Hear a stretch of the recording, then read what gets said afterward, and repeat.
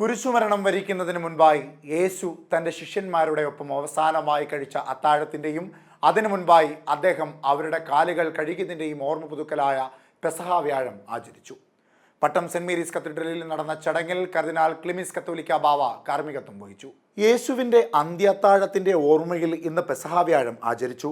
അത്താഴത്തിന് മുന്നോടിയായി യേശു ശിഷ്യന്മാരുടെ കാൽ കഴുകി ചുംബിച്ചതിൻ്റെ ഓർമ്മയിലാണ് ദേവാലയങ്ങളിൽ കാൽ കഴുകൽ ശുശ്രൂഷ നടക്കുക. വൈകിട്ട് വീടുകളിൽ പുളിപ്പില്ലാത്ത അപ്പം മുറിക്കുന്നതും ശുശ്രൂഷയുടെ ഭാഗമാണ്.